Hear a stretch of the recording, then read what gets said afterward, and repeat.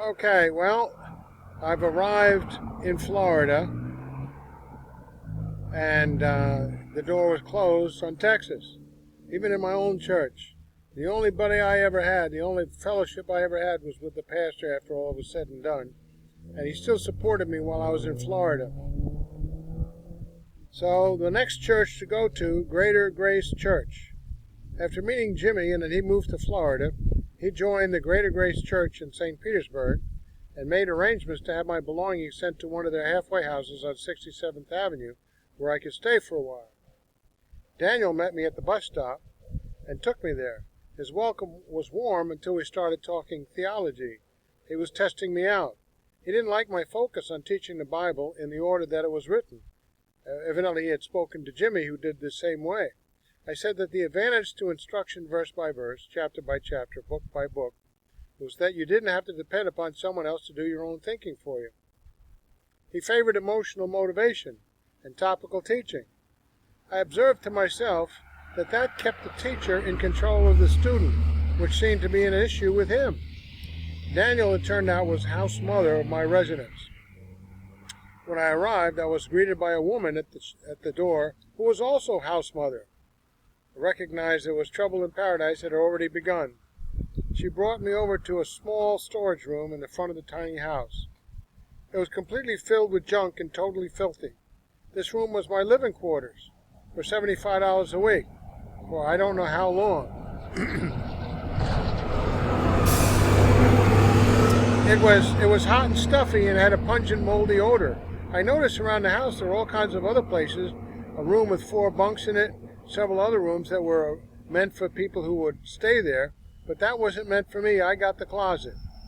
It took all day to clear out the room. House mother number 2 did not enable me to help much. I could have helped a lot. She took everything in that closet and threw out almost everything and jabbered nervously as I made repeated attempts to help her. No, I can do this. I stacked my boxes everywhere and had to operate out of my own suitcase with so little space to move around in this closet.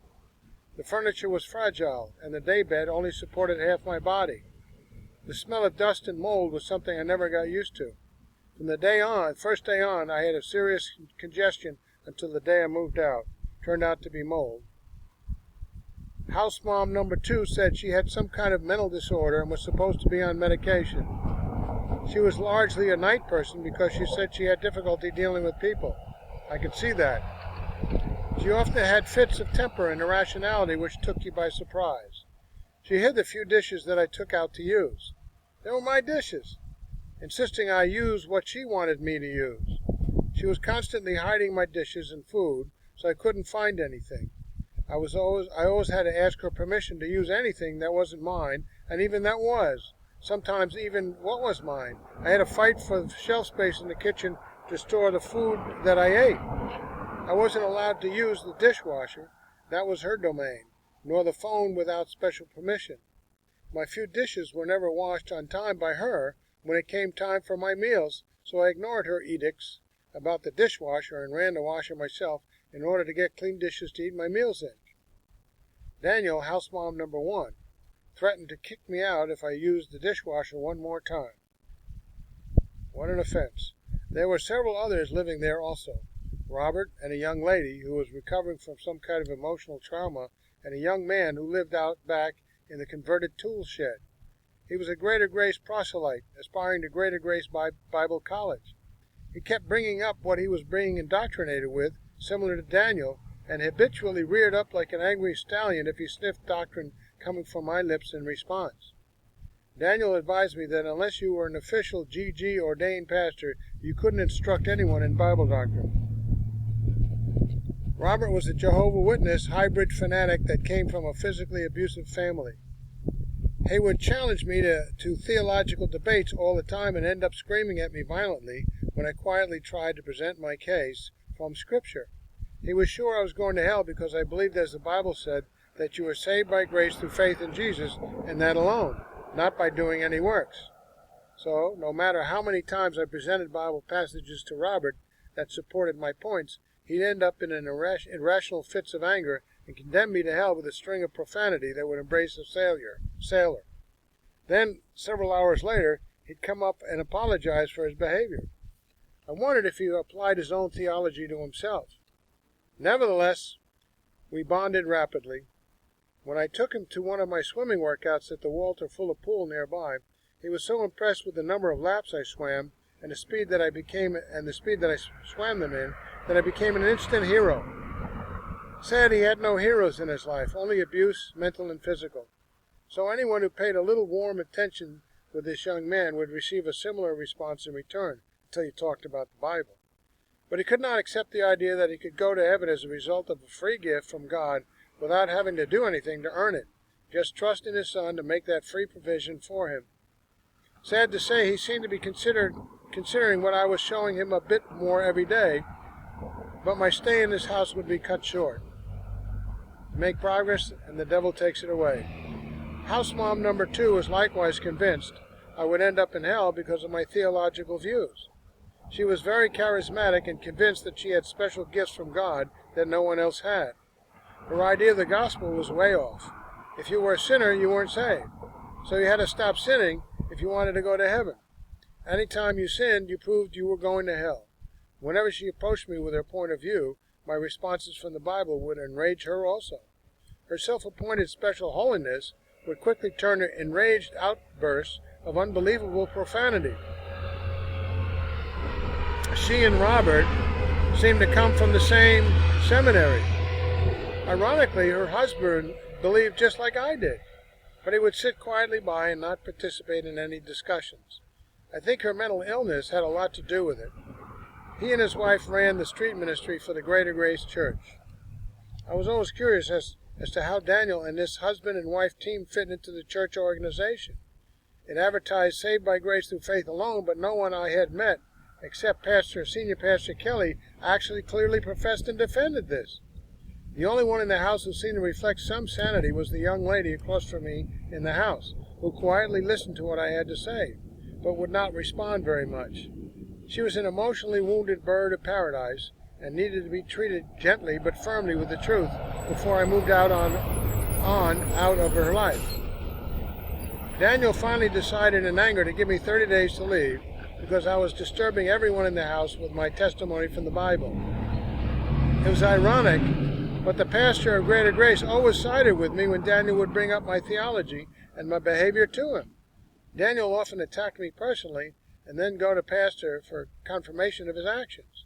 Then he'd have to come back to me to apologize for being wrong when Pastor Kelley would support my views from the Bible. Nevertheless, I got my walking papers, and in 30 days I was gone.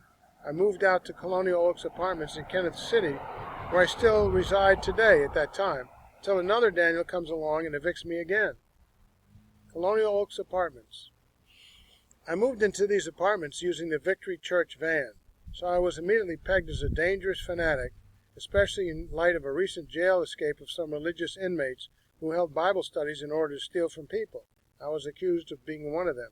So complaints had already been filed here that some suspect, being a single white middle-aged man, that I may be a serial rapist, child molester, or even murderer, escaped from the clutches of the law from some distant state. The apartment manager and I had a laugh about this once a month.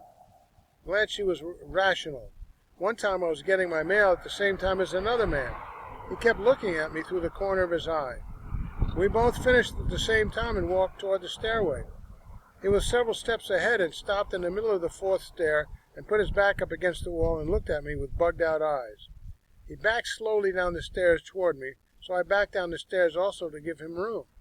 I backed down the same buggy-eyed way he did, kind of a message to lighten up.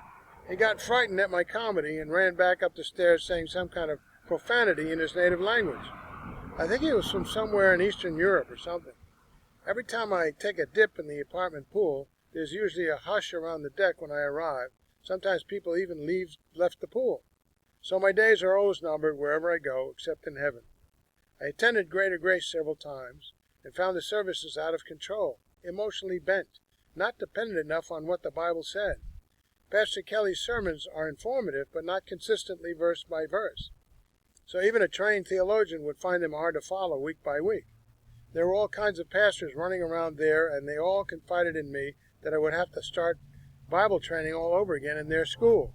They admonished me not to speak of doctrinal matters until I was declared a pastor at Greater Grace. I noticed that none of the pastors had a handle on the basic doctrines of the faith except for Senior Pastor Kelley. Their theology ran every gamut and every gauntlet and every wind of doctrine outside of the Bible. Furthermore, Daniel volunteered that Pastor Stevens, his mentor and founder of the Mother Church in Baltimore, declared that he had miraculously delivered a lengthy sermon in an unknown foreign language during a trip to Scandinavia. There's always someplace else that these things happen. You can't check them out. Pastor Stevens evidently used this event to authenticate himself and his ministry as a godly one. Thereupon, Daniel had also experienced frequent sessions of speaking in tongues. Daniel kept bringing this up in order to emphasize how God was working in his life all the time. He admitted that the Bible taught otherwise, but overrided that information with his personal experiences.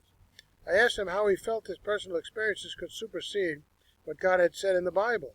He said he couldn't argue with what had happened to him, so he wasn't going to deny the validity of his speaking in tongues. He said he had to ignore what the Bible said in the light of what happened to him and Pastor Stevens. I said, I'm not denying that you and Pastor Stevens had some experiences, but it is your interpretation of what happened which is the issue. There are several explanations that line up with the Bible that you have not considered. When he asked what they were, I said, first of all, if you're going to override revelation in the Bible, then your personal experiences must be viewed as revelation directly from God, superior to the Bible itself. So there can be no error or inconsistency in this. I said that because Pastor Stevens was Daniel's mentor, perhaps Daniel was influenced to have a similar experience. I also suggested that perhaps Daniel, like so many others I knew, wanted to have an experience directly with God, like tongues, and that he was reading this into his experience as a legitimate tongues expression. At last, but not least, there was the possibility that Daniel was being swayed by the devil, who often disguises himself as an angel of light. So with this, he became angry and walked away. Later on, I did some further research into the Greater Grace Church in Baltimore and concluded that it was not the church for me to attend. So I began going next door to Victory Baptist Church. My last few weeks in the halfway house were miserable. That's, I guess, what a halfway house is for. You're miserable going in there and make you more miserable to stay. The days got cold in that winter months. There was no heat in the room except for a dangerous space heater that I had to plug into the dining room with an extension cord that ran under my door. One night, my pillow fell off the bed near the heater. I smelled burning foam and caught it just in time before it burst into flames.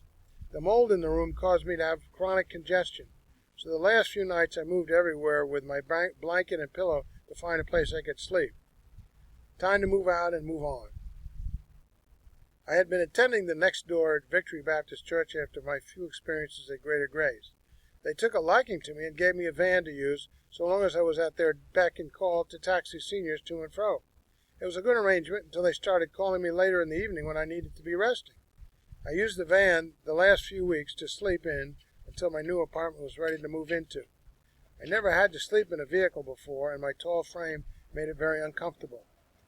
More trouble in paradise. See, some people sleep on the streets, and then they get entered into the halfway house. I go into the halfway house, and I have to go out to the streets. More trouble in paradise. My health started to decline because of the mold and the stress of sleeping in the van. So did my career with Jimmie in his detailed business. The more time I spent with Jimmie, the more flare-ups and irrational moments he displayed. He did not provide a place for me to sit when I worked with him washing and detailing cars. He demanded I get my own chair and sit over in the garbage area away from him, where the dumpsters and flies were located. His treatment of me became more and more abusive. He did not want me to take a lunch hour for fear of losing business. So I had to eat on the run all the time next to the dumpster and flies. Every time I started washing one car, he nitpicked and badgered me on how I did it, and then had me start another before I finished the first one. When he put a gag order on me for talking to others about Jesus, it was time to walk. So the service station that he worked for closed him down after that. They told him that I was the best man he'd ever had working for him, and told him if I felt they would close, if I left, they would close him down. Shortly thereafter, he went back on cocaine, and we broke fellowship. I haven't heard anything from him since. More on this next time.